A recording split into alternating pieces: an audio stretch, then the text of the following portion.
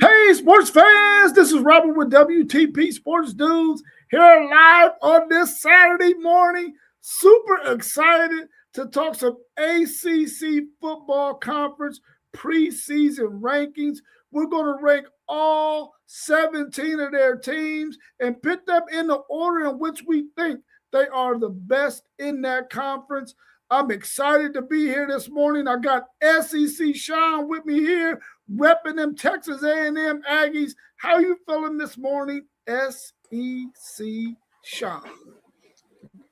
Good. Glad to get into some of this. I mean, we know, what is it? College football is less than 45, 46 days away. So it's time to ramp this stuff up and get these things done and give the fans what they want to know. ACC was tough for me, but we'll get into that in a little bit. So great to be here and see what we got. If you're out there joining us, make sure you hit that like button. Make sure you subscribe. All of our channels are going across the bottom. If you get an opportunity, go and check out SEC Sean's NASCAR talks that he has on his channel, NASCAR for Beginners. He gives you all sorts of updates on NASCAR. Go check out his channel at SEC Sean. Let me bring in our man post game who did a phenomenal video yesterday about Notre Dame. He has a bunch of videos on his channel, so please go check out Post Game Sports and check out what he has on his channel because he has some unbelievable content about those Notre Dame Fighting Irish. And let's bring our man in post game of Post Game Sports. How you feeling this morning? Man, I feel great, and I'm happy to be on with you two gentlemen this morning. I'm excited to talk about the ACC Notre Dame football side chick. Yeah, Notre Dame's football side chick for sure. Let's go ahead and jump right into it. We all compiled our rankings, and we came up with Boston College at number 17. At the bottom of the conference this year. What do y'all think about Boston College? And do you think maybe they can get out of the basement? Let's start with you, SEC, Sean. I mean, the bottom of the ACC, I believe, is going to be, I hate to say wide open, but wide open. I mean, you could have put numerous teams probably down here. But Boston College is one of those sneaky teams that will jump up and bite somebody they shouldn't. So I think Boston College is going to struggle mightily this year, but I'm not going to be surprised, if they beat, a Clemson or somebody like that if it's on the road. So I'm just not real high on Boston College. I just think they're going to have a really, really, really long year this year. What about you as post game? Yeah, I definitely agree with SEC Sean on that. I believe Boston College is going to be at the bottom of the barrel when you talk about the ACC conference. They lost a few key players, and I think they lost a couple coordinators as well, or a couple coordinators were replaced. They do have an interesting running back in Evan Dickens, a transfer from Liberty and Georgia Tech. He had over 1,000 yards last season and 16 touchdowns. So if they do anything, it's going to be on his legs. I have Boston College at the bottom of the ACC standings this season, though. I don't expect much. Yeah, I don't expect much from them either. I'm hoping that they can continue to maybe get some of those players who got some experience from the Group of Five schools and continue to build their roster. But they have one player on their team that I'm going to be watching really, really closely. And I might even go to the game when they play in Cincinnati, which is about an hour and a half drive from me here in Columbus. Is Tyree Green, who's playing safety for Boston College. He was a student that I had in elementary school. I followed his whole entire football career from Little League on to high school at Reynoldsburg. He'll be in his sophomore season there at Boston College. And I'm hoping that he has a phenomenal season and he does something special for his father and transfers or gets the opportunity to transfer to the Florida State Seminoles, where his dad really loves that football team. And I hope that he can do that and have a successful season, because I know he would love to please his dad and transfer to Florida State if he has that kind of season, especially staying in the ACC. At number 16, let's talk about the McGregor. McGregor is no longer at Boston College. Is that what you're saying post game? No, I think he's talking about the MMA fighter. Oh, the MMA fighter. Oh, okay. Yeah. We're talking football right now. We're talking about the ACC Conference. Straggy, why? At number 16, we have Stanford. What has been the issue with Stanford? Why have they fallen off? Is it because they're more focused on academics, or is it just they're not getting the kind of players that they would normally get simply because of NIL? Let's start with you, post game. Yeah, I think Stanford is definitely an academic institution, but they've had some really great seasons when it comes to college football. I think Andrew Luck is the man for the job to rebuild that program. Unfortunately, it will not be this season. I have Stanford at the bottom of the barrel. When you talk about the ACC standings, they just don't have the type of players that they used to.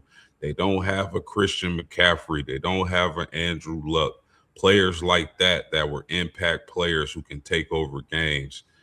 Stanford is voided at this season, and in my opinion, they'll be at the bottom of the barrel once more. Yeah, that's valid. I do agree with you. Andrew Luck, I think, is the man for the job to get that turned, but it's going to take some time, and it's going to take time, but it's also going to take a renewed interest from the administration out there. Stanford has had some really good seasons. I did have them at the bottom of the barrel also. This is a team, and y'all know coming into the season, I've been pretty high on Hawaii out of the group of five. Hawaii beat Stanford last year. That used to never happen. When Hawaii come over to Stanford or somewhere like that, they would always just get beat, and they beat up on the teams they should beat up on.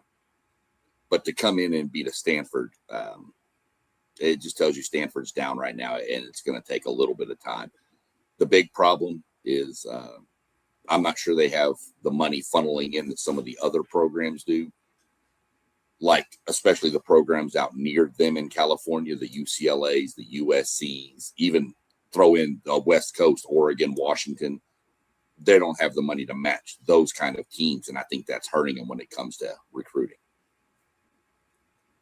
Yeah, for Stanford, I really feel like they're having a big issue, especially like Liam said, they're not in the Pac-12 anymore, where they were regional and they could battle some teams in that division or in that conference for players, and they could keep some guys out there. Plus, they're not funneling in a whole lot of money into the football program.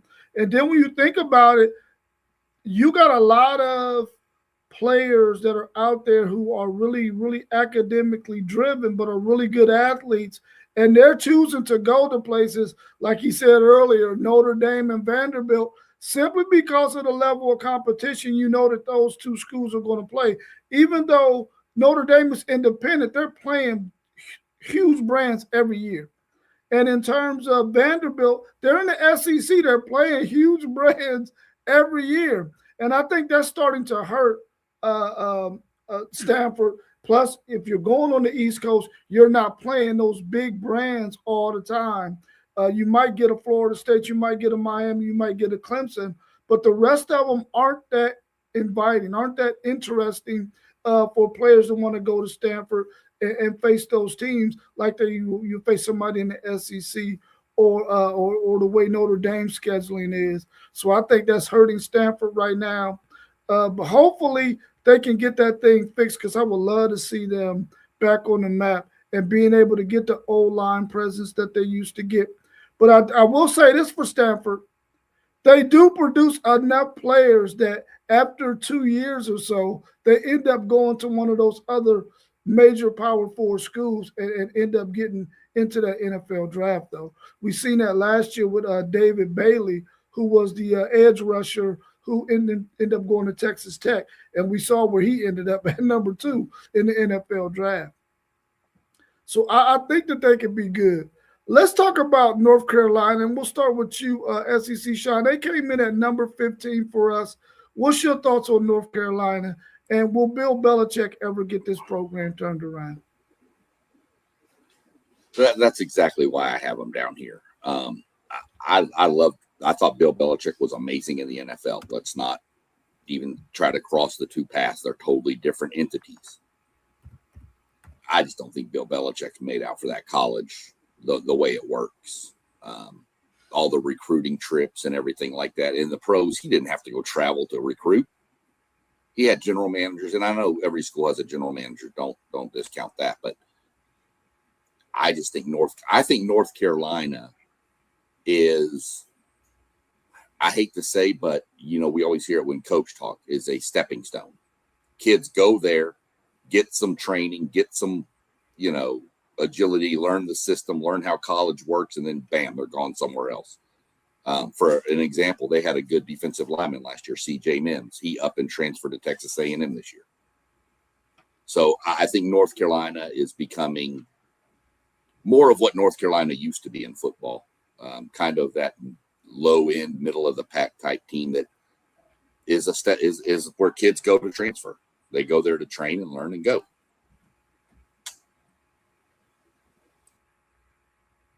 Yeah, how about you, post-game?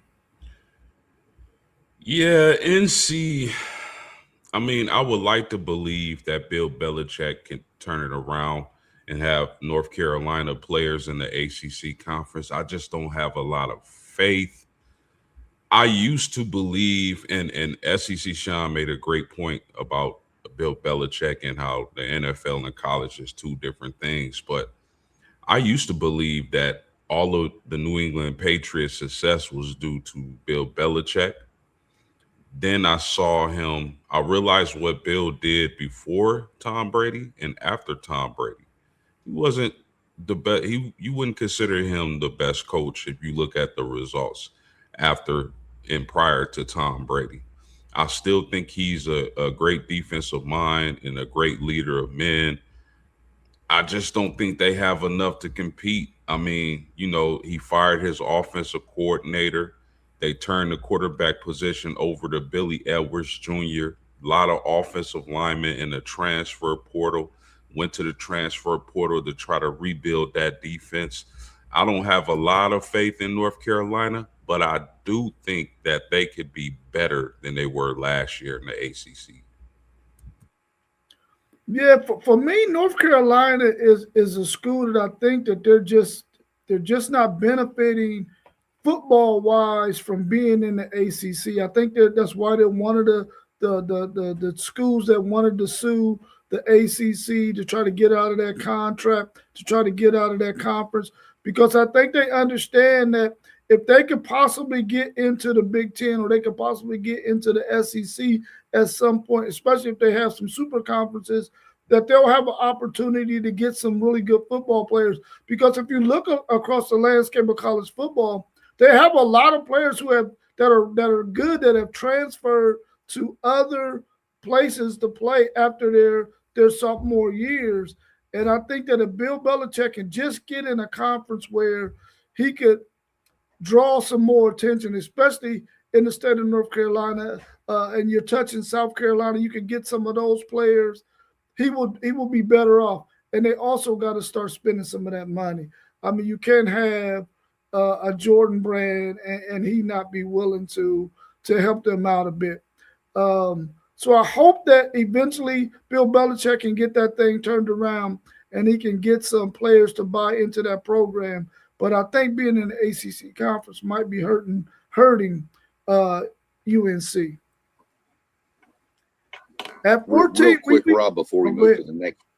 But before we move to the next team, can I noticed Liam said, how can a Jordan brand not funnel money into it? You got to remember, Jordan also owns 2311 Racing and NASCAR, which is $40 million for each car, and there's 3 cars there. That's $120 million a year. Yeah. So don't forget about that aspect of it. That Jordan, I'm sure, is donating some money, but Michael Jordan's a lot of his money is going over to the other sport. So, yeah, I'm glad you mentioned that point. At 14, we came in with Duke. Duke was the eventual ACC champion last year. They won the ACC conference in that title game, and they were 8-5. What's y'all's thoughts on this Duke team? And they lost their starting quarterback, Darian Mensah, through some controversy or whatever to Miami. What's y'all's thoughts on this team? And will they have some players on that team that we know will be standout players and probably will get plucked and end up at another school next year? We're going to start off with you post-game. Yeah, Duke would have been probably in the top 2 or 3 if Darian Mensah was to remain with the team, but we all know he left from Miami. I just don't see – I think they'll be solid. And but I don't think they have the upside to win the ACC like they did last year. I do really like their running back and Nate Shepard. I think he's a guy who came on a lot last year at the latter part of the season. He can still have some success. They bring back a lot of players. So this might be a team you don't be wanting to play in the latter part of the year. You may get upset. A team like that can upset a few of the teams vying for a college football spot or the ACC championship. But outside of that, I don't think Manny Diaz is going to have this team competing for the ACC crown again. Yeah, spot on. You lose a quarterback like Mensah, and let's be honest. I mean, Shepard, great running back, but Darian Mensah led them to that ACC title. Who's going to be their quarterback? We're hearing all this talk about quarterback battles, Tennessee and all these other places. What about Duke? Nobody's mentioning anything. I don't want to say they don't have a Darian Mensah on the roster, but I don't think they have a Darian Mensah on the roster. You said it prime post. You don't want to play them later in the year. Look what Duke did last year. Look how terrible they were at the beginning of the year, and look where they ended up. They're going to get better. If you're one of the upper echelon teams, say the top 8 teams in the ACC, you don't want to play them come October, end of October, November-ish, because they're going to put up points. We know that. They may not be able to stop many people, but they can win shootouts. Especially if their quarterback develops. So I just don't have trust that they have a good enough quarterback on the roster to replace what they lost. So that's why I have them so low. Yeah. Good. Real quick, if I can, Rob, another thing is that secondary was getting barbecued last season. So it'd be interesting to see if they can tighten up those leaks, because if not, it's going to be a long season.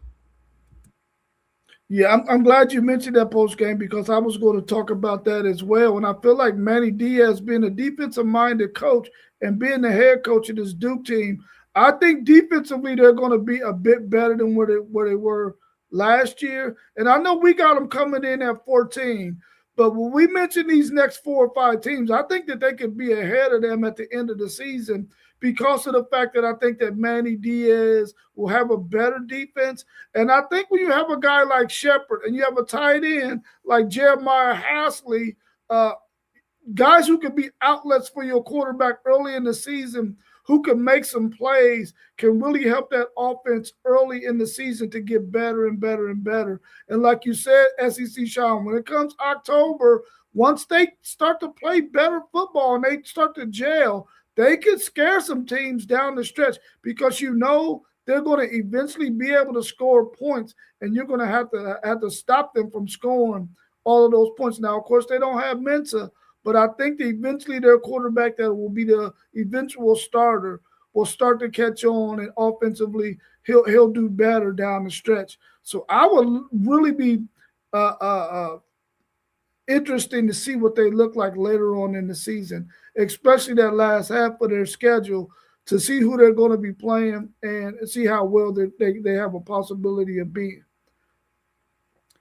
At 14, we got Wake Forest. And this Wake Forest team, every year they upset somebody. We got them in at 13, and they're one of those teams that I just mentioned that maybe Duke will be better than at the end of the season.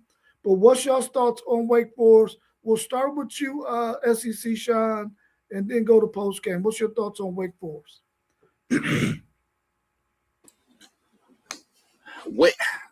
This is where I started struggling with these rankings, was where right around this range. I think Wake Forest is going to have a pretty good defense. I just don't know what that offense is going to do. They lost some players on offense. I believe, didn't they? I believe, if I'm not mistaken, one of their receivers went to Texas, maybe, or a lineman or something went. I know somebody from Wake Forest went to Texas. I don't follow the University of Texas too often, but I honestly, I think, you saw Wake Forest. They like to keep the game sloppy. They're the ACC Iowa is what they are. They want to just play defense, ball, control the clock, control the ball, and kick a field goal to win the game. That's what I get from Wake Forest. I just don't know how sustainable that is when you get into looking at their schedule and some of the teams they've got to play that have prolific offenses. I don't know that defense can hold up for that many games. So that's why I ranked them down this low. I also had Wake Forest ranked low in our ACC standings for the upcoming season. Listen, they lost some pretty good players in the transfer portal. Some guys went on to greener pastures. I don't think this season Wake Forest will have the ability to kind of sneak up on teams. I think teams will know, we playing Wake Forest, we got to play or they can upset us. So I don't think they will have that on their side this season where they can sneak up on teams and cause some big upsets. And factor that with the players that they lost in the transfer portal. They bring back some guys. I just don't think Wake Forest is that team this season. Yeah, Wake Forest, I visited there a couple of months ago when I was in Greensboro, North Carolina, a little short drive right over there to their campus, and dropped a video on Melvin Sinai, who transferred to Texas, the offensive right tackle, and then Sterling Bocarter, the wide receiver, who will definitely be in the circle of trust for Texas. So losing those two key players is really going to hurt Wake Forest. But the thing that excites me about Wake Forest possibly getting an upset or two, if you got to go on the road there at night inside that stadium is really compact, and it is inside of a community where if Wake Forest wants to have a sold-out crowd, they can have it very easily because it sits right in the middle of a community where people can actually walk to that game and fill that stadium up. So I think at any given time, if you have to travel to them, especially at night, and those fans pack that thing, they could possibly pull an upset over somebody who we might have ranked ahead of them a few steps. So I don't think Wake Forest is going to be any good, but I hope that they can at least be bowl eligible. I think eventually they're going to be one of those teams in the ACC that is just going to be one of those teams that's going to be a feeder school for some of the upper echelon Power 4 schools, like we see many of their players getting plucked right now, especially the ones that have NFL talent. At number 12, we came in with Syracuse.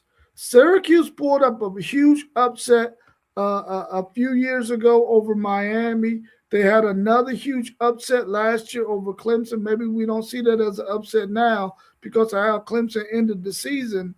But what's your thoughts on Syracuse? We're going to start with you post game. And come this November, going to the Carrier Dome, can they pull up another upset? Yeah, I kind of like Syracuse, Rob. I do. I think I had them a little bit higher than our WTP rankings, but I mean, I just Steve Angeli is a baller. Like if he didn't get injured last year, I think he got injured after the third or fourth game of the season and returned for the last game of the season. But if he didn't get injured last year, I think Syracuse would have finished way better than what they did. I like the pieces, the wide receivers they got surrounding Steve Angeli. Can that offensive line hold up when they play the upper echelon teams in the country and in the ACC conference? And that defense, oh my goodness, it is so pitiful. Hopefully, Coach Brown could get that defense together to at least where it's average, because that, man, they were getting Swiss cheesed up so much last year. It wasn't even funny. But the saving grace is Steve Angeli. I think he's going to be a baller, and I definitely think he's going to be drafted somewhere in the middle rounds when you talk about the NFL draft next season. Yeah, post. I hate following you on some teams because you got my thunder, but I get it. Angeli is the key. We know this, man, but they better protect that guy because that's their team. That's if he goes down, you saw what happened to Syracuse last year. The defense, spot on. I'm not sure that defense could cover anybody in a phone booth last year. It was bad. But again, they were on the field a lot because once Angeli went down, once he went down, their offense couldn't move the ball. So that defense was on the field all game long. So hopefully with him back, that'll give a little more continuity and give the defense more of a rest. Not saying the defense was great when he was playing either, but at least they got a break. So we're going to see. Syracuse is a crazy team to watch. They're going to get somebody. They're going to get a couple of somebodies, especially if they get them up there in that dome. That place can get nasty.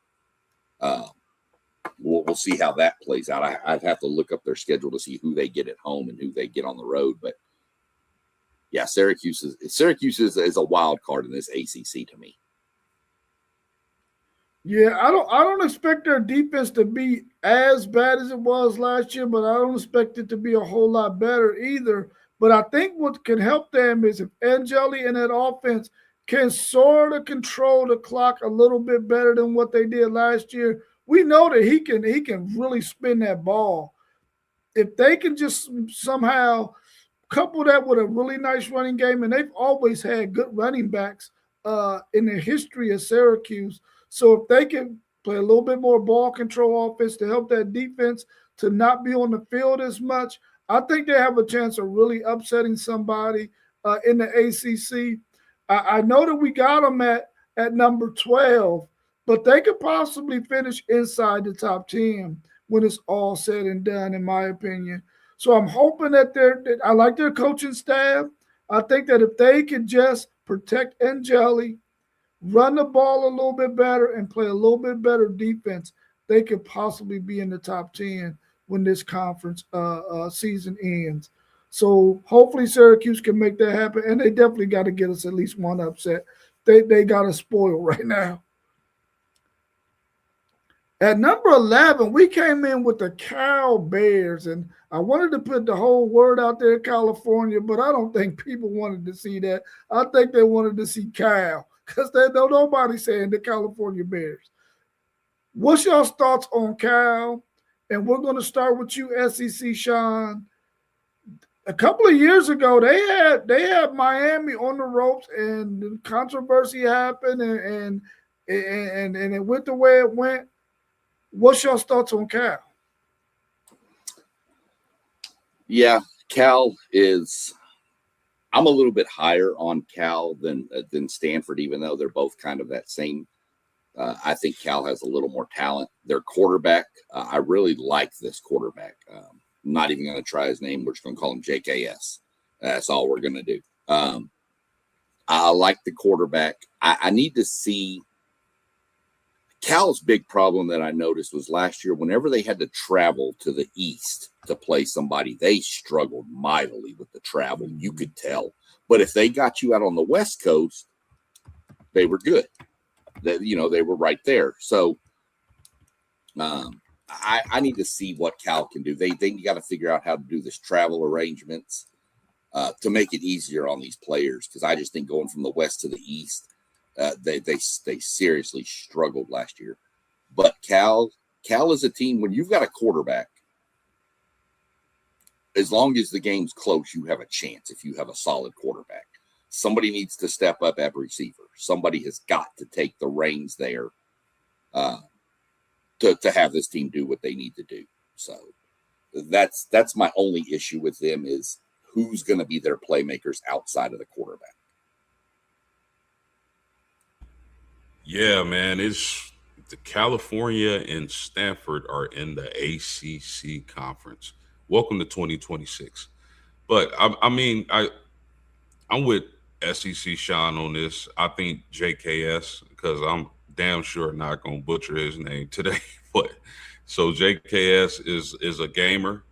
I actually like the receivers they have at Cal. I think they have a plethora of playmakers at the wide receiver position.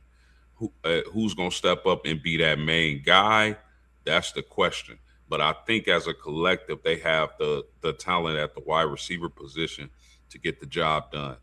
Their coach, defensive minded, Josh Lapui, if I'm not butchering that, but he's definitely a defensive minded coach. I think teams are going to, like SEC Sean just mentioned, I think teams are going to travel out to Cal and then enter the Heartbreak Hotel, because I think they're definitely going to upset some teams this season. The travel is definitely one of the things that I factor in when I pick, wins and losses through the season. And when California travels, they definitely have an issue with getting W. So we'll see if the new coach can turn that around and have Cal players in the ACC conference. This Cal is always interesting to me because they always have some really good talent on their team, and they always have players who overachieve. And I feel like Cal is one of those teams that, when they're at home, we all know that they can give you some trouble. But of course, when they got to go on the road, especially when they got to go to the East Coast, they don't fare so well. I think that the quarterback that they have, they're going to be able to put up some numbers. And then I think defensively, having a defensive-minded coach, they will be able to slow some teams down a little bit better than what they did last year. Hopefully they can prep a little bit better on those road trips than what they have in the past, so that they can be better prepared for that long trip across the country. I think right where we got them at, right around 11, is probably where they're going to finish the season as well. I just hope that they could get somebody at the crib this year and really have a thriller, because I think anytime anyone travels to their stadium, regardless of how good they are, Cal always give them a good contest. And I like watching Cal, especially when they had that late game, being able to catch them play. At number 10, we came in with our man Mossberg's Florida State Seminoles. We're not sure what Florida State is going to be. They had 2 straight down years after going undefeated one seed. Well, almost undefeated. They lost their bowl game. We're going to start with you post game. What's your thoughts on Florida State, and will they get this thing turned around and end up finishing in the top 5 in this conference? This is probably Florida State got to be the most, maybe with Clemson, along with Clemson, most interesting team in college football, because you just don't know what you're going to get. Level Up Sports 10, we talking about your team. You should be up here cooking, my brother. But Ashton Daniels, or not Ashton Daniels, or yeah, Ashton Daniels, the quarterback transfer, a lot is going to be on his shoulders this season.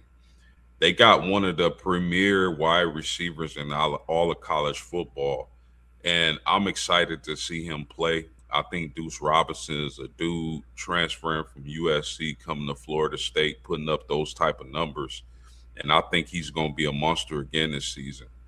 But can they find that running game? Can that running game, set up that play action and get them in some favorable matches downfields? That be the wide receivers. That defense got to stop somebody. It wasn't very long ago. Florida State was one of the elite teams in college football. So can their head coach get them back on track? It's going to be interesting to see. A very interesting watch in college football is the Florida State Seminoles. I'm gonna be glued to the TV when they play because I'm interested to see what they got.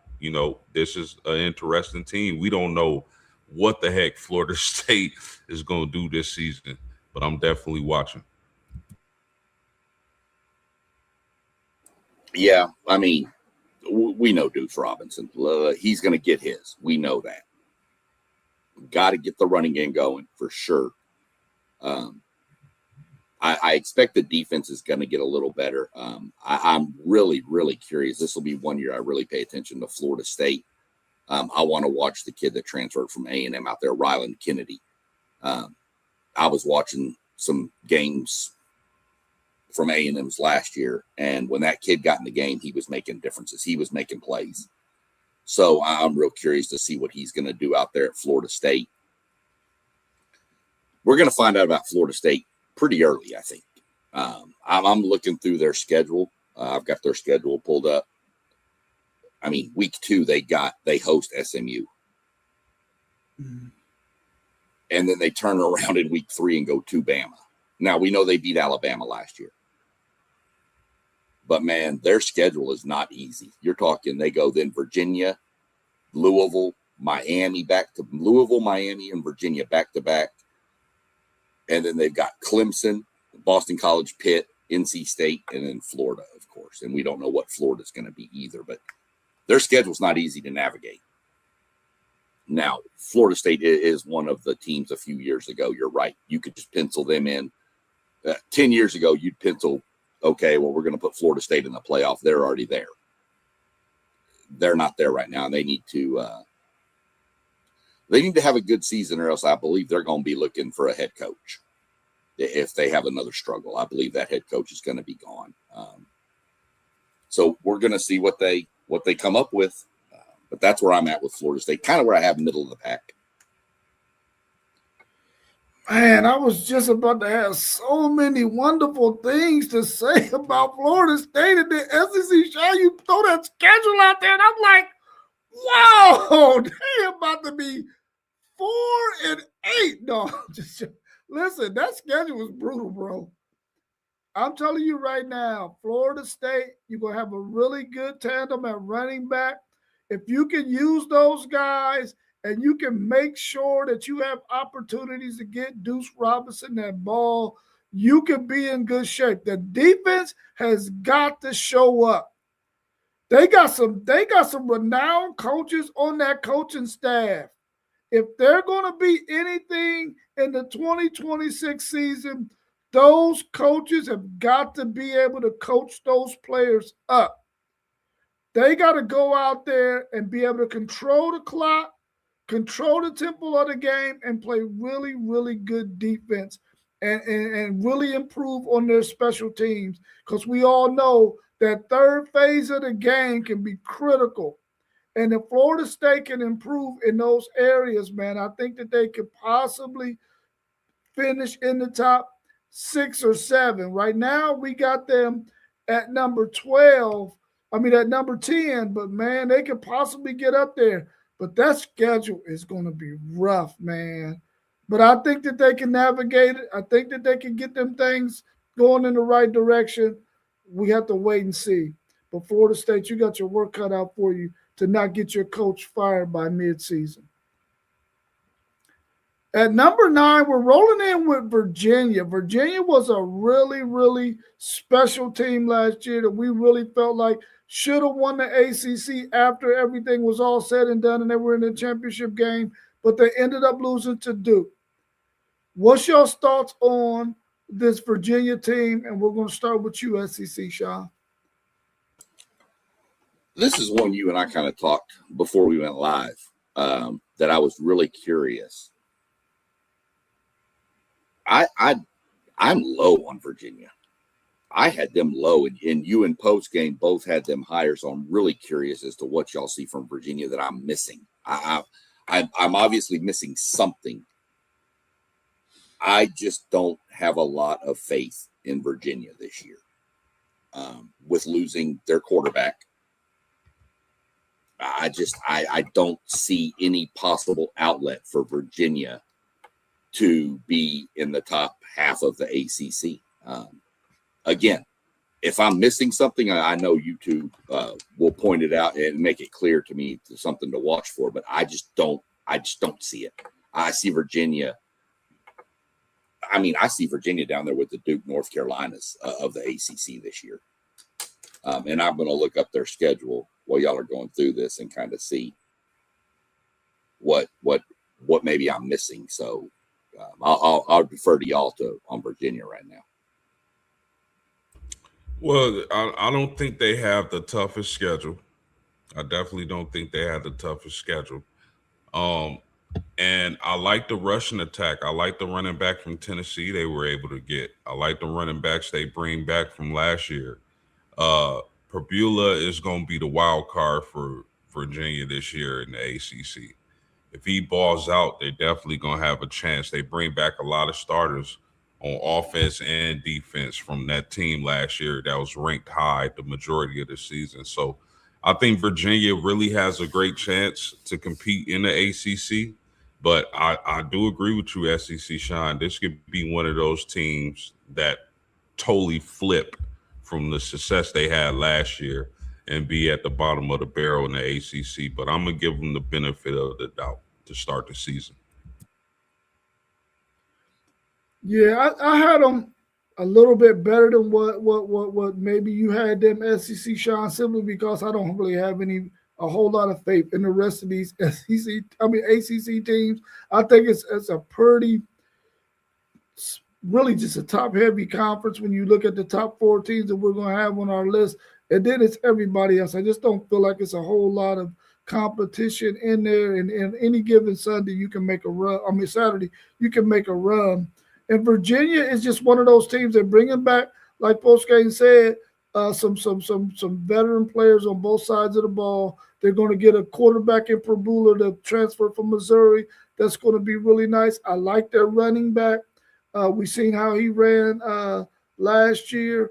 I feel like this Virginia team could actually be better than what we got in place, but they can actually fall as well. So we just have to wait and see how this thing plays out. At number 8, we got the Pitt Panthers. What is your thought on Pitt? Pitt was one of those teams last year that we felt like had an opportunity to make some noise at the latter part of the season, and then they ran into Notre Dame and got freaking slaughtered. What's your thoughts on Pitt? And we're going to start with you, SEC Sean. Post game. Man, fellas, the ACC conference got to be the toughest conference to predict. Man, you just it's so many different teams, and the way it went last season, I just a team like Pittsburgh, a team like Virginia, Florida State, you just have zero clue about what they're going to do. Now, this Pittsburgh team, they bring back their quarterback. I expect their quarterback to make strides and be even better. But they lost so many key players in the transfer portal. The linebacker goes to Texas. The defensive tackle, Francis Brew, goes to Notre Dame. A lot of players just gone. I think anytime you got a young quarterback and you're expecting that leap, I think your team can have a chance. But at linebacker and the defensive line, man, they lost a lot. Still got some talented players at Pitt. I'm not a fan of their head coach. Of course, he's a Notre Dame hater.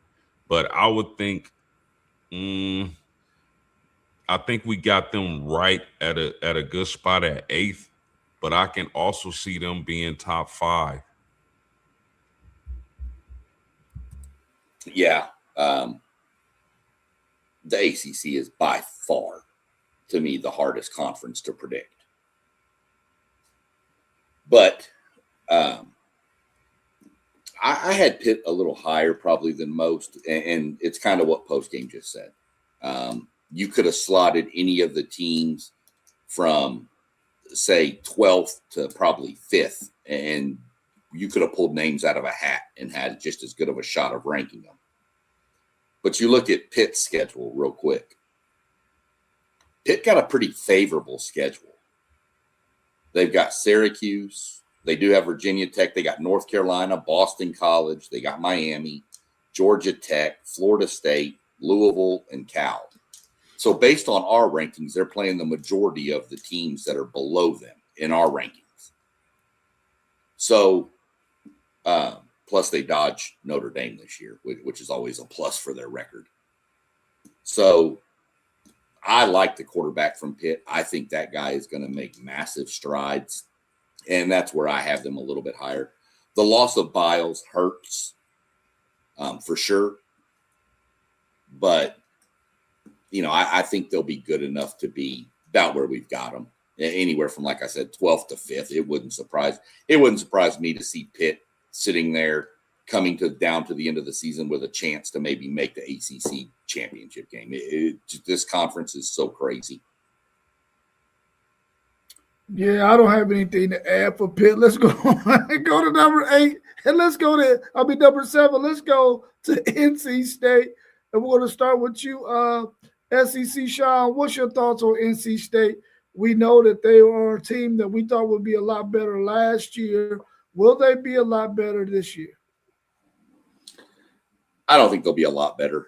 Again, this is another one of those middle-of-the-road teams. They've got their quarterback back. They lost some guys to the transfer portal, we know. I think their quarterback can be really electric, though. Ace Bailey. I believe his first name's Ace, isn't it? I know it's Bailey, but I'm pretty sure it's Ace Bailey. I could be, CJ. But I know it's Bailey. CJ. Ace sounds better to me, I guess. I don't know. CJ Bailey. So I think he's got a chance to be a really, really, really good quarterback over there. But you did lose some key players to the portal, so we're going to see how that rebuilds. This is another team I was really interested to get to, just based on how we ranked them. I'm just not quite as sold on them to see what they can do defensively. Yeah, I like this NC State team.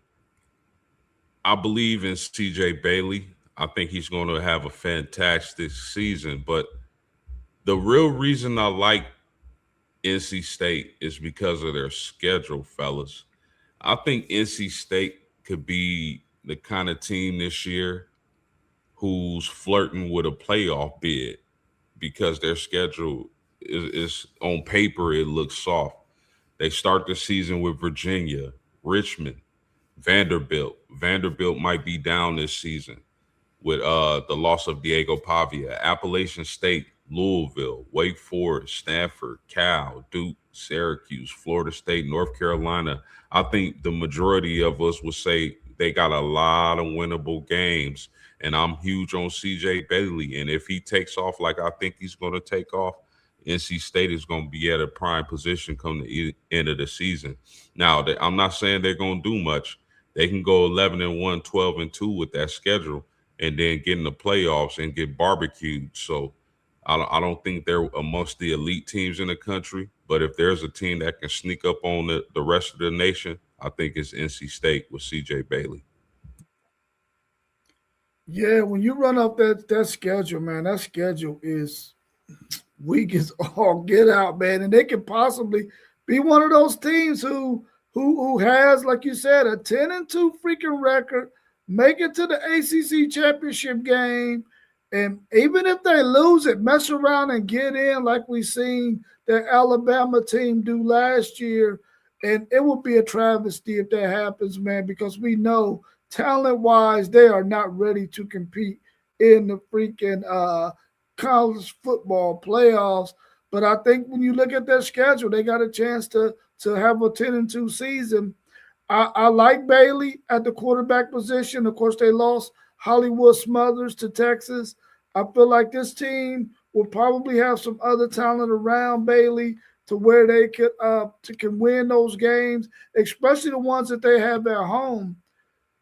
I just feel like I need them to lose more games because I don't want them to muddy the waters when it comes to the college football playoffs, and they have an opportunity to do that. Let me ask you a question, because I know you mentioned that they could go 10-2, 11-1. Do you think a 10-2 team with that schedule would make the playoffs though, over say a 9-3 Big Ten or SEC team?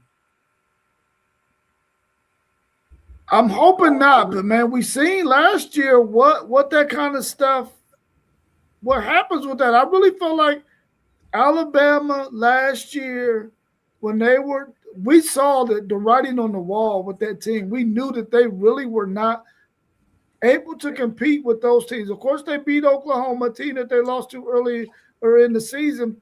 But I think we all looked at those teams and we looked at how well they were playing at that point in the season. We knew they were no match for those other teams, and we saw what happened with them. I think the committee will have to reward them for going 10-2 in the ACC, even though that schedule is weak as all get out. I'm hoping that they look at the schedule this year based on what happened last year. So you might have a really good point there, SEC Sean. I'm hoping that they do. But I just don't see how you go and not reward an NC State team who goes 10-2 in the ACC, a Power 4 conference. I mean, what if they win the ACC though? Then it doesn't matter. And and don't get me wrong, I got Miami winning the ACC, but we've definitely seen stranger things happen. I mean, at this time last year, we were all thinking Clemson was going to have a stranglehold on the ACC, and they totally flopped. So, stranger things have happened, man. Yeah. Let's give a shout out to our sponsor, KT's Good Eats LLC. They will be out at Witten's Farm today with their food truck. They're going to have their specialty today is going to be all of their variety of egg rolls. Of course, they're going to have their slap and mac and all the normal things that they have, but they're really going to be highlighting their egg rolls today. The vegetarian, the Southwestern, the jerk. Get out there and check them out at Witten's Farm, right there on Winchester Pike, right south of Refugee Road. You will not be disappointed. Make sure you make it out to Witten's Farm, to KT's Good Eats LLC. And you can also go into Witten's Farmers Market and get you some pies, cakes, juice, all kinds of stuff that they have for sale as well. So go check them out. At number 6, we got Georgia Tech. I got to get y'all's thoughts on this Georgia Tech team because they've lost their mighty man, the quarterback that they had last year. We're going to start with you post game. What do you think about Georgia Tech? Man, another one of those teams for me, fellas. Georgia Tech, Florida State, Clemson, NC State, Pitt. We just really don't know. These are teams we really got to see on the field. Key wants to run the ball. I know he lost some offensive line. I know he lost his quarterback, but he did bring in some nice pieces. In particular, Justice Haynes. I think he's going to be a monster as long as he's healthy. You put Justice Haynes in that Georgia Tech rushing attack, I think he's going to be a monster, and he's going to put up some fabulous numbers. in the ACC conference this year. The key to them is going to be on the defensive side of the ball, because I know they got Fernando Mendoza's little brother, Alberto, I believe. I don't think he's as good as Fernando, but I think he could be solid and make some plays with his legs. But again, the key to Georgia Tech is going to be that rushing attack. Can you get off the field on defense on third down? That's going to be a key for Tech. This is one of those teams I'm looking at in the ACC conference, and they can either be terrible or they can be competing for a top 3 or 4 seed in the ACC. Yeah, that's pretty spot on with Georgia Tech. You lose King, which, when you needed a play, he made it last year. You do bring in Mendoza, which I like. You're right. Is he his brother? Probably not. But we don't know. This kid, again, we just don't know. What are you going to get from this guy? Is he going to be Fernando 2.0, or is he going to be way worse? Or we just don't know what we're going to get. I like the way their schedule lays out for them to help kind of build their identity. I do believe they're going to run the ball like crazy. They're going to have to lean on that while they work on the other aspect of the passing attack. But, their schedule sets up perfectly for them to kind of build into what they want to be before they get into the meat. They get Colorado, then they play Tennessee, which could be a test. Then you got Mercer, Stanford, Duke, and then you get Virginia Tech, Boston College, Pitt, Louisville, and down the list. It gets a little back heavy on their schedule, but this is a team we all actually had ranked exactly the same. We had them in the exact same rankings across our board. So it's another team. We just don't know what you're going to get out of your quarterback. So once we can figure out what you can get, if you've got an outstanding quarterback with that rushing attack, then you might be looking at a team that's trying to spoil the ACC championship game. You could also find a team that's everybody's looking to transfer because they're 2-9 or 2-10. We just don't know. Yeah, I really like the position that Mendoza is in. This is a guy who felt like, hey, Indiana, I'm the next man up. You decide, no, I'm not the next man up. You bring in Hoover. Now I got to go to Georgia Tech. I got that chip on my shoulder now. I got to go out here and ball out. And I think he's going to be ultra focused. I think being in a system in Indiana who has attention to detail like no other, I think that's going to help him going to Georgia Tech. I think he might be able to bring a different dynamic than King did last year, also still having the running element aspect of it. I think this Georgia Tech team defensively, they lost their defensive coordinator who went back to Texas to coach defensive backs. If they can shore up their defense, I think Georgia Tech has always been a program who always has players out there that's ready to overachieve. I think they're going to finish right around this spot at the end of the season, and they're going to be an interesting team to watch. And they may be one of those teams who we find at the end of the season that's freaking 11-2 in the same kind of situation that we just talked about NC State. So hopefully they can continue to be one of those competitive teams and finish strong in the ACC. At number 5, we're bringing in Virginia Tech. The first year under James Franklin, he got a lot of transfers in from over there at Penn State. What's your thoughts on Virginia Tech? We're going to start with you, SEC Sean. What's your thoughts on this Virginia Tech team? I like the hire of Franklin. You're bringing in, let's just call it what it is, Big Ten recruits to the ACC. You got your quarterback there. I think that Virginia Tech is going to be maybe not what Virginia Tech was back in the days, but they're on their way there. they're getting money pumped in from, I'm sure Metallica's pumping money in with their Enter Sandman walkout and everything they do over there. So I like what Franklin's doing. I think they're going to be on that next tier right now for this year. I expect them, they're obviously going to be a lot better than they were last year, but I just don't think they're in that upper echelon tier yet. I think you need another year or so for Franklin to install his complete system, get his players in there through the portal and recruiting, and he's got to build a relationship with the coaches over there, the high school level coaches that want to send their kids to him. So that I have Virginia Tech just on the outside looking in this year, but I expect them to be really, really good. Yeah, another ACC team, man, is right smack in the middle of the conference that, could go either way, either or. They can be right at the top or they can sink to the bottom. I, too, love the hire of James Franklin. I think he's going to bring a mentality to that defense and to that culture, to the program. I think he was a great pick for Vatech this upcoming season and beyond. But I think when I look at Vatech, a lot's going to come down to their quarterback play and their pass rush. Can they get off the field on third down? Do they have those elite pass rushers? Because the guys they got don't bring much production to the table.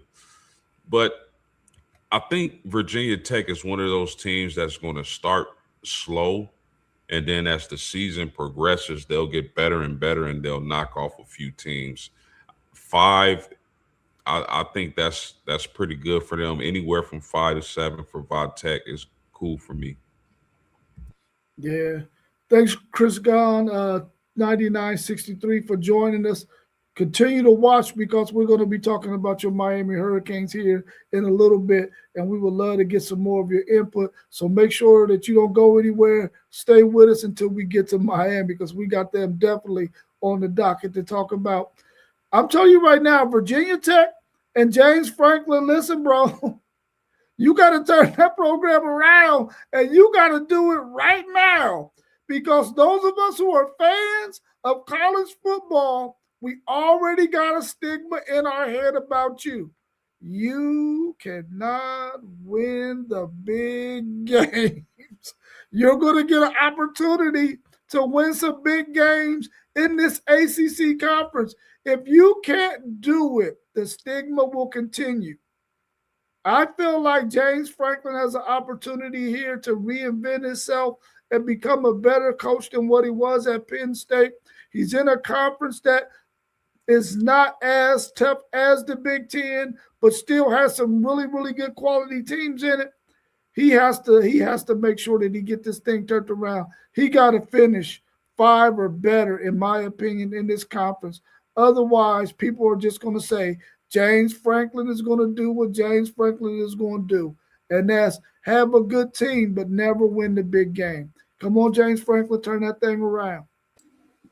One thing that kind of makes me look here is if you look at their schedule, you mentioned about James Franklin not winning the big games, and that's a valid point. This is a thing where Clemson could start. Virginia Tech.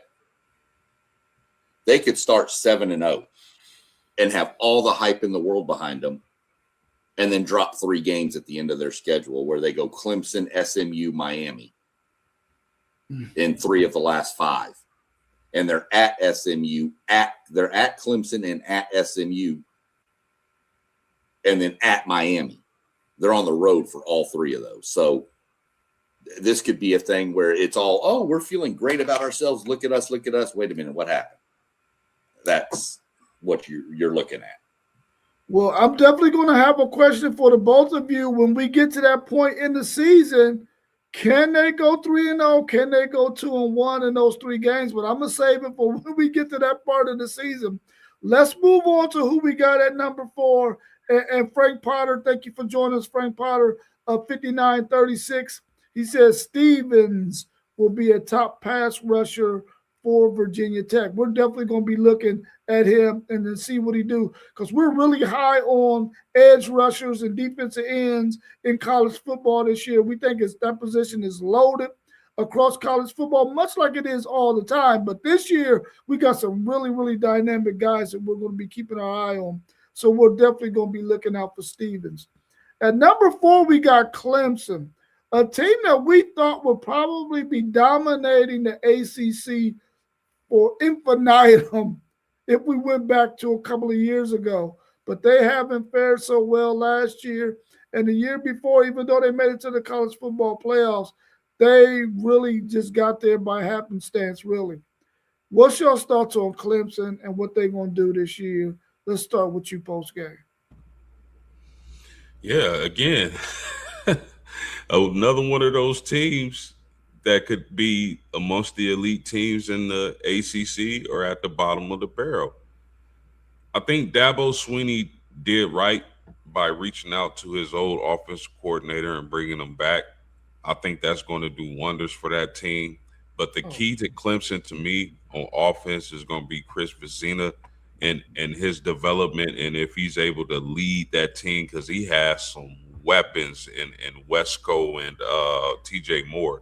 Those wide receivers I like a lot, man. And if he can get those guys the ball, Clemson can be right there.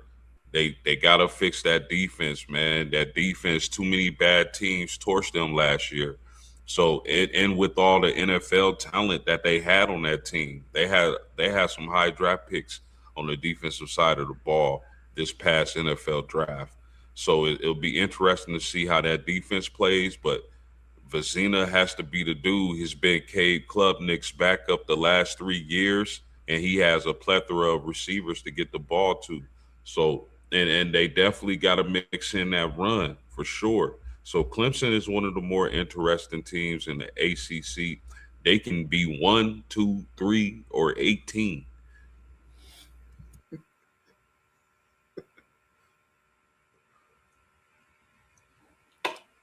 Yeah, if Clemson finishes 18 in the ACC, we're going to have to figure out something with Clemson, with Dabo. But we may just need to implode the whole school at that point.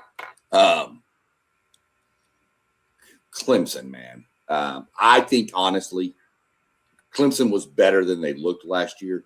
I think the biggest problem with Clemson, and I hate to say it because the kid's from Texas, was Cade Klubnik. I think the hype of Cade Klubnik got between his ears. I honestly think he fed into the preseason Heisman talk and all this stuff. And I think that affected his play. You saw him play better at the end of the season. So I think he had to overcome some of that outside noise, much like we saw last year with Nussmeier and Manning. But I don't know, man. Clemson, you feel like Clemson's good. I can't get behind Clemson, though. I can't stand Dabo Swinney. I cannot stand the whininess from a head coach at what has been over the past decade one of the premier programs to play for. I can't stand the crying, woe is me. I can't handle it. I think Clemson's going to have to rely on their defense at the beginning of this season, which is supposed to be a pretty good defense if you look at it on paper. If they play up to their level of what we think until the offense. I'm not a big Christopher Vezina fan. I'm just not. So I think the offense is going to have a little struggle. Got some major. If he can just get the ball to the wide receivers, they can be fine. But I don't have a lot of faith in him. I'm just not a quarterback I'm high on in this league. He's mid-tier to below mid-tier in ACC quarterbacks in my mind. Yeah, for me, Clemson, they're really going to have to capitalize on the talent that they have. You can't have that much talent on your football team and you don't play to the level in which that talent that you have. And I think that Dabo Swinney, he has to turn the page. The college football landscape has changed. You either got to buy in or go ahead and go be a commentator or something like that. Entertain us that way. I feel like you can't have this kind of talent. You can't be in the state of South Carolina where there's a lot of talent in that state, along with the surrounding states around you, and you not be able to get the most out of those guys. I feel like this Clemson team, like y'all said, can either be in the top four, even at the top, or either be way down by 15, 16, 17, because it seems like they just are not being prepared to play in a manner in which the landscape of college football is going. And hopefully they get a new quarterback in there. We thought Cade Klubnik was going to be the man this past season. He didn't fare so well. I know he had some injuries at the wide receiver position, but I think Clemson, you got to capitalize on the talent that you have and be a much better team than you were. And it all starts with you, Dabo Swinney. You got to get those guys going in the right direction. At number 3, we got Louisville. And for this third spot and that second spot, it was really, really close. But at 3, we got Louisville. What's your thoughts on this Louisville team? We're going to start with you, SEC Sean, and this Braun brother coach team. How do you feel about Louisville? And can Louisville actually be one of the teams that's going to play in this ACC championship game? Yeah, can they? For sure. I think we've kind of reached the top-heavy part of the ACC right now. I like the quarterback, Lincoln Keenholz, I believe, is his name. You know, their running back, Isaac Brown, we all know is going to be electric. The defense, it should be really good. This is just this is an easy team for me to see competing and or winning the ACC.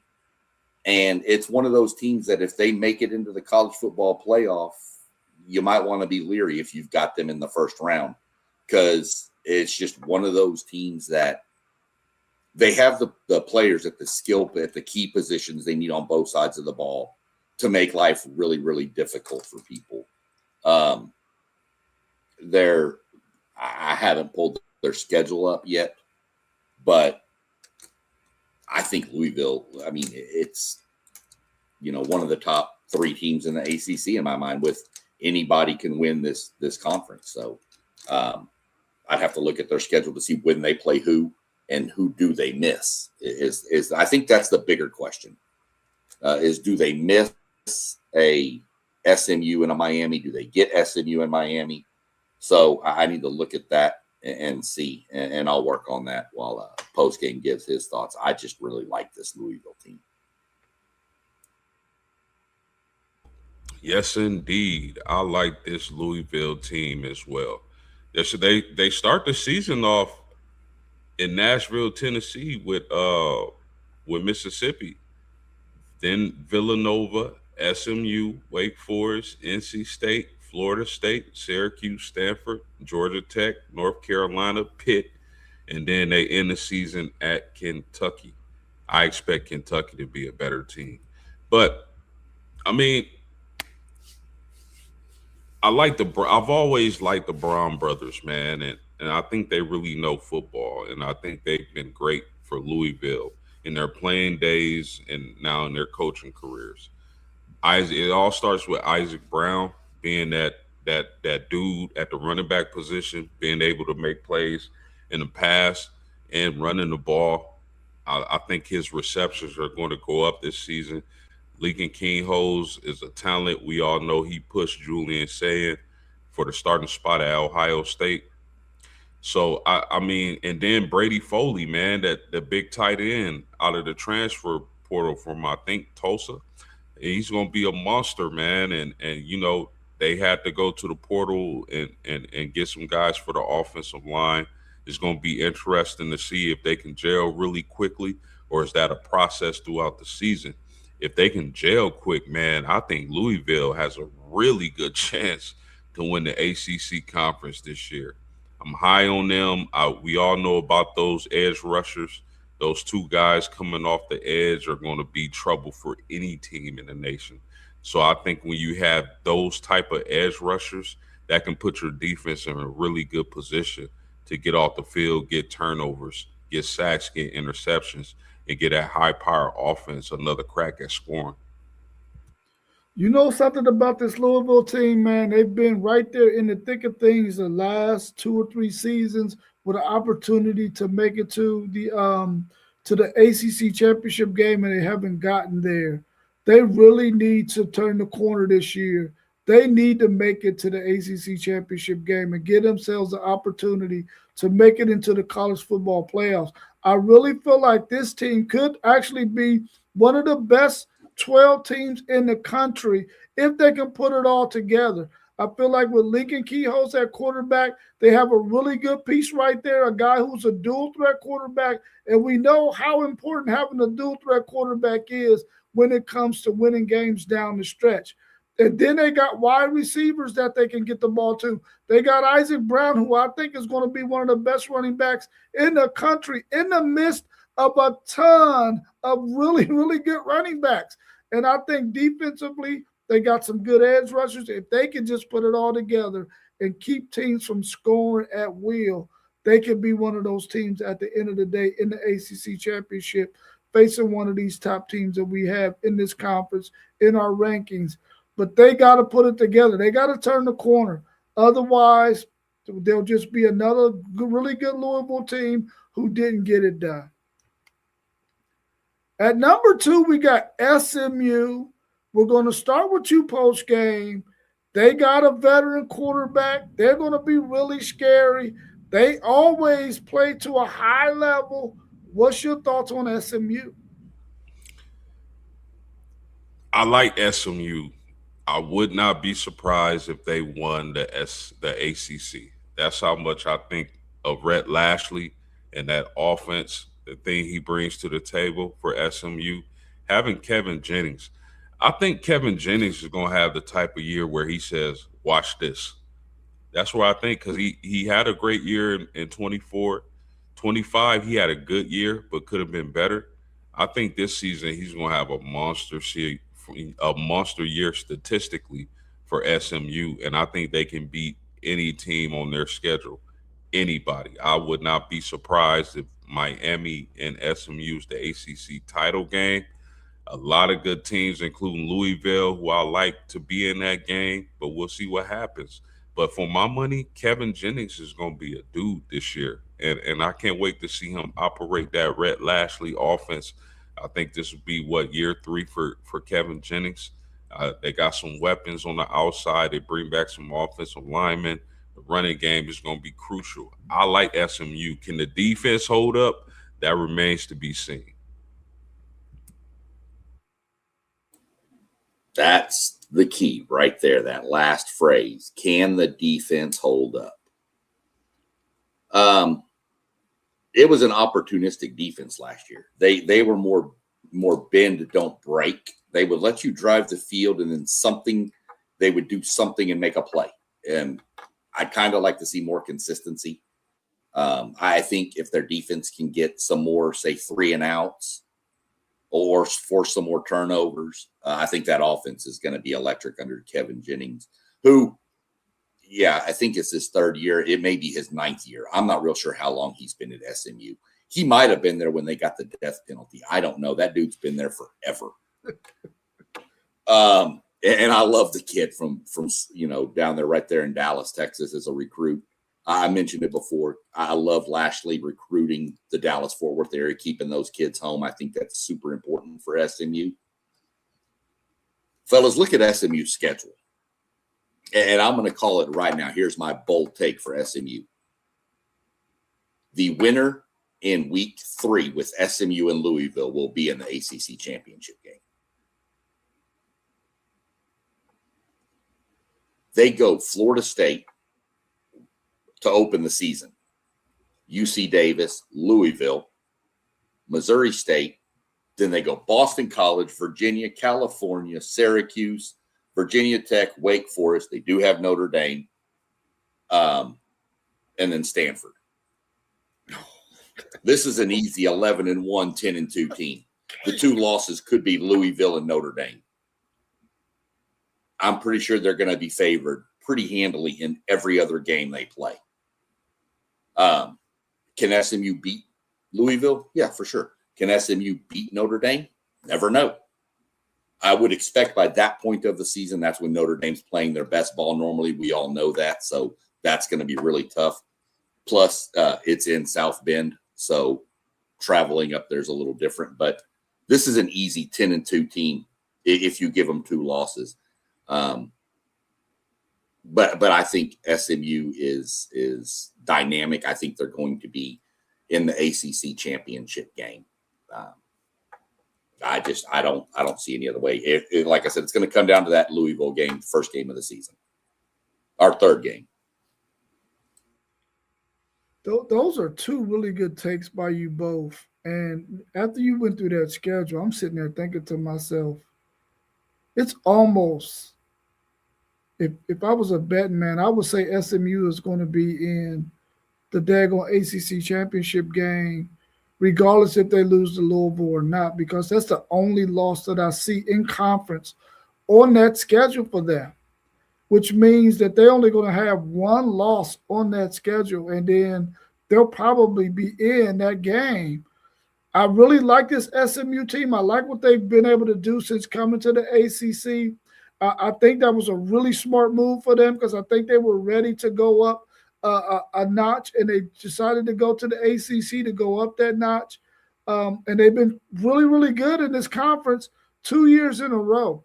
I feel like this SMU team has an opportunity to win this conference, and this might be the year that they do it. When you got a Jennings who has been the quarterback for as long as he has at that school, he's ready to put that team on his back and take that thing to the promised land. Hopefully he can do it this year, but I think the team that we got at number one, I feel like nobody's going to be able to touch them, and that's the Miami Hurricanes. Let's start with you, SEC Sean, on this one. We got the Miami Hurricanes in our preseason rankings in the ACC at number one. Do they have any flaws, y'all? Real quick, I want to jump back real quick to SMU because y'all mentioned this, but they've been in the ACC for 2 years and they're 14-2. Yeah, can I say this real quick?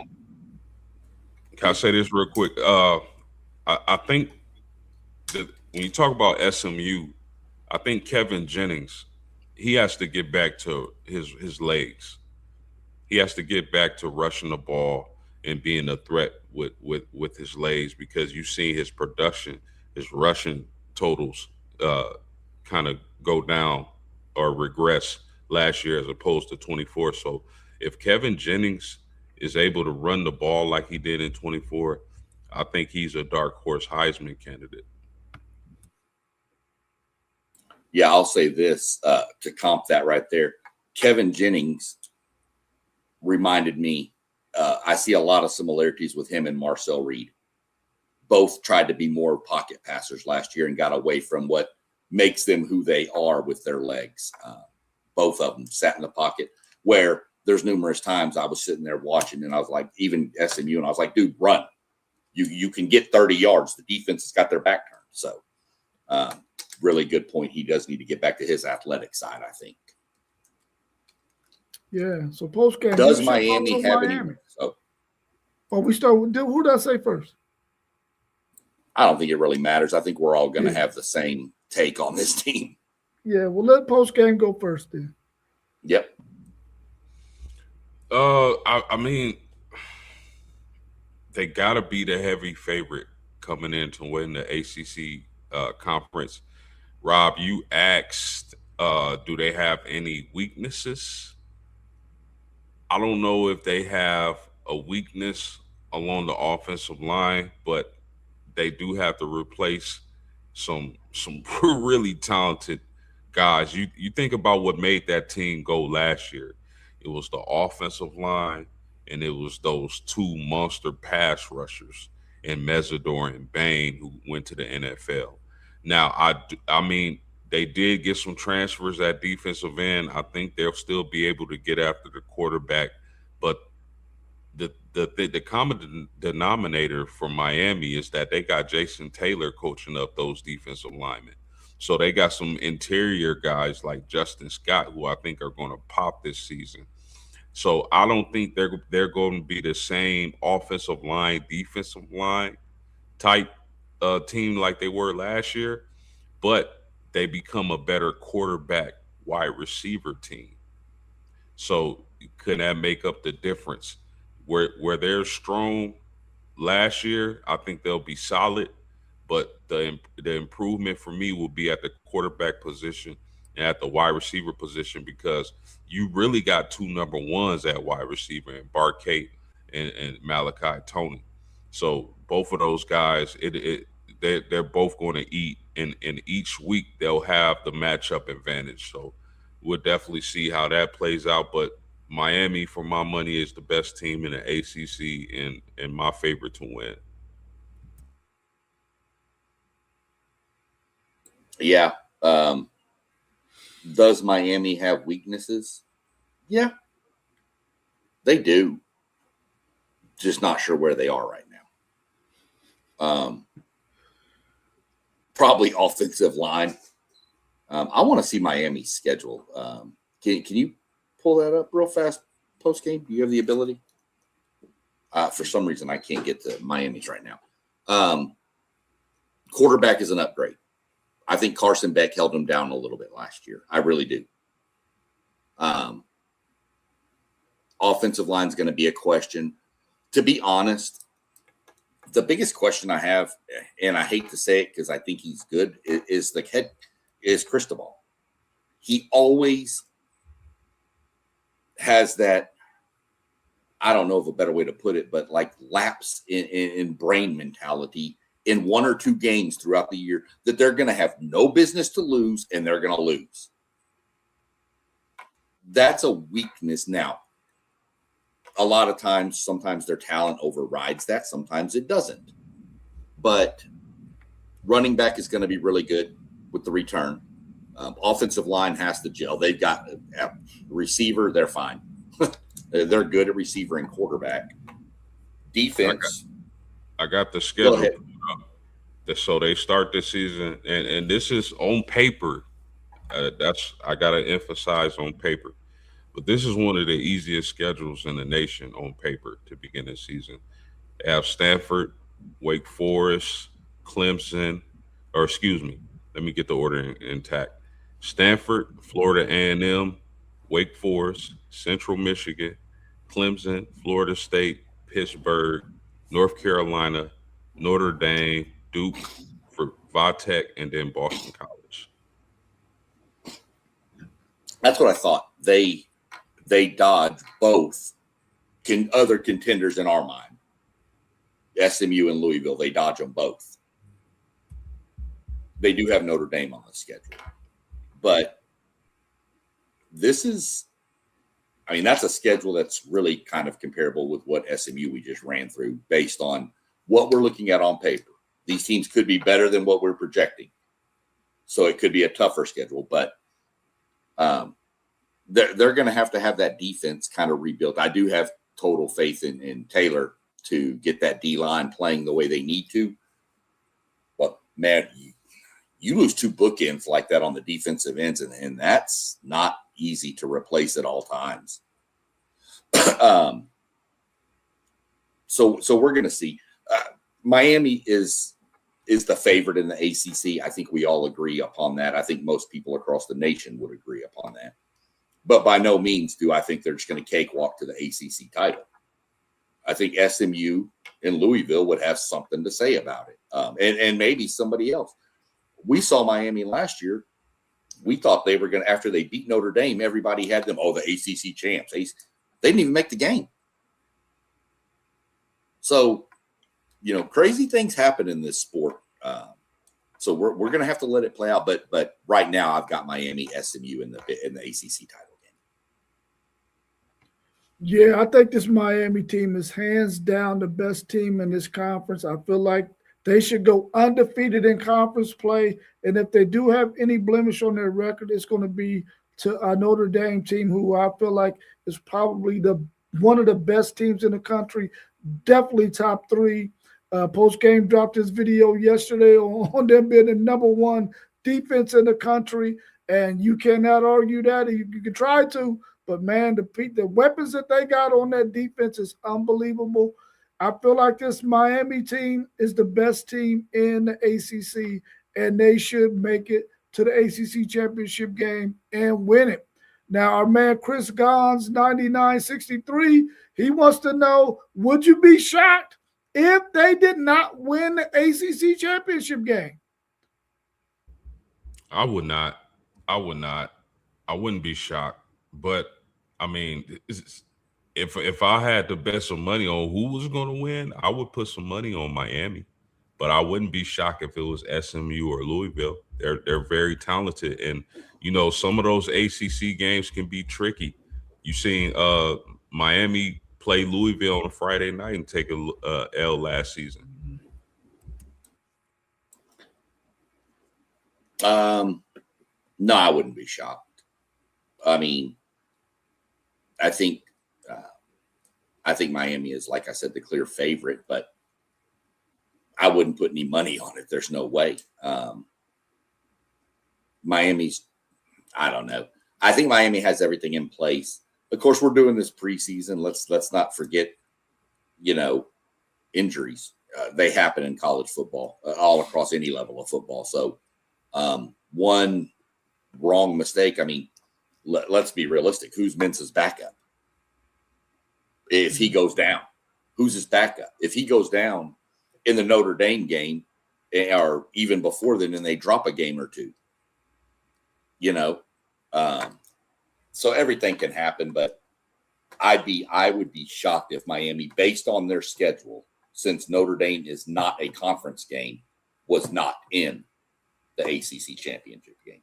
I think Miami has got the clear path, and then I think it's coming down between SMU and Louisville. I think that's the other competitor in that game. Yeah, I really do believe that. I would be shocked, barring injuries, that if Miami didn't win the whole ACC, man. The team that they have, and they got two really good opponents that they could possibly face in that game in Louisville and SMU, and I think it will be a really, really good game, especially since Miami, if they make it, they don't play either one of those teams in the regular season. I really don't like to see championship games where two teams meet up again for a second time. I want it to be two teams that they haven't played each other that season, and I hope that we get that this year. I would be shocked if Miami didn't win the ACC this year. I feel like top to bottom, they got more talent than everybody else, and I feel like they understand and they know that they could lean on their run game, even though they lost some prominent linemen to the NFL. I think with Mark Fletcher back there, they know they can run that football, man, and I really like him at the running back position. And I think if Mensa is having one of those days, they could lean on their running game and their defense to pull out victories for them. So I would be shocked, definitely, for sure. We appreciate. Y'all got anything else y'all want to add before we wrap up? One question. Give me, how many teams from the ACC make the playoff? One.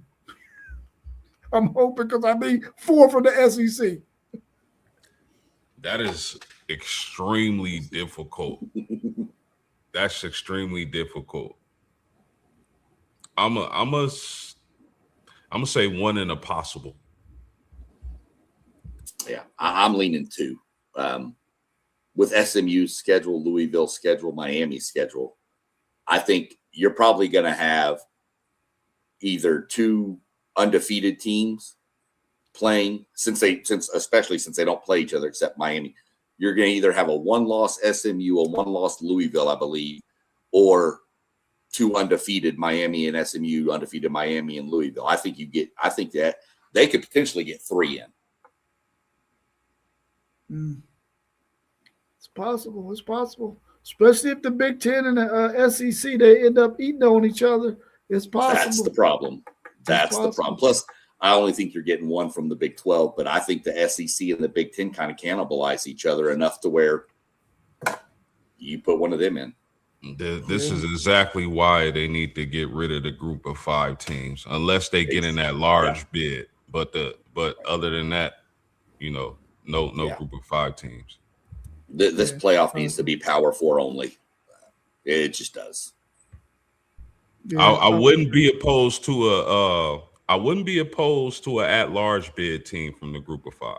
But other than that, man, they need to keep it moving. Yeah, you finish in the top 12, you deserve to be in the college football playoff. Yeah, that I do agree with, but it's going to take you'd have to be undefeated. Boise State pretty much would have to be undefeated. James Madison and ranked in the top 12, and I just think that's going to be hard. But I wouldn't be opposed to an at-large. But the automatic qualifier for the group of 5, I don't like that. Oh, what happened right there? I don't know. Oh, man. I don't know what happened right there. Maybe I hit something. He said Notre Dame has SMU tickets on sale today for $50. What? Wow. Man, I might come to that game. I got family in Elkhart. I might come to that game. The price is right. Come on down. Yeah. That's right. I mean, where are those tickets at? Hey, as long as I'm in the building, it don't matter for $50. It's not really a ticket. I mean, go ahead. As far as seating, it's not really a bad seat in the stadium. The way but for $50, am I going to be stuck in the bathroom in one of them stalls trying to watch it on a little TV monitor or something? What was going on for $50? I don't remember the last time I saw a $50 football ticket. No, I'm telling you, it's really not a bad seat in the stadium. Okay. Yeah, I don't know how to fix the screen back to where it was in midstream. So we're gonna go ahead and wrap it up.